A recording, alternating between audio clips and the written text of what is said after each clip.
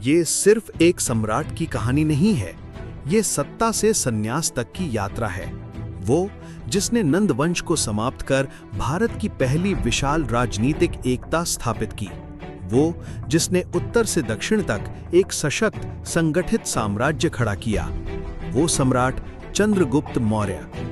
लेकिन आज के टीवी सीरियल्स और फिल्मों में उन्हें सिर्फ एक योद्धा के रूप में दिखाया जाता है। उनकी तलवार दिखाई जाती है, पर उनका सबसे बड़ा रूप, उनका त्याग, उनका वैराग्य अक्सर छुपा दिया जाता है। और यही इतिहास आज उस अनकही सच्चाई को सामने ला रहा है। लगभग 340 ईसा पूर्व पाटलिपुत्र में जन्मे चंद्रगुप्त मौर्य मौर्य साम्राज्य के संस्थापक थे। आचार्य चाणक्य के मार्गदर्शन में उन्होंने नंद वंश को पराजित कर भारत को पहली बार एक राजनीतिक इकाई में संगठित किया। उन्होंने सिर्फ युद्ध नहीं जीते, बल्कि एक मजबूत प्रशासनिक व्यवस्था बनाई। जासूसी तंत्र, कर व्यवस्था, सुरक्षित व्यापार मार्ग, सब कुछ सुव्यवस्थित किया। उन्होंने सिर्फ राज नहीं किया, राज करने का विज्ञान बनाया।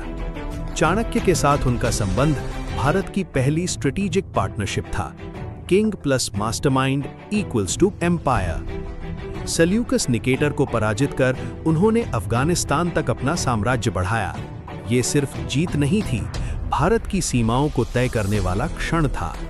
लेकिन दिगंबर जैन परंपरा एक अलग ही सत्य बताती है। जब भयंकर अकाल पड़ा तो उन्होंने राज्य अपने पुत्र बिंदुसार को सौंप दिया और दिगंबर जैन आचार्य भद्रबाहु का मार्ग अपनाकर जैन दीक्षा ले ली। राजा अब साधु बन चुका था।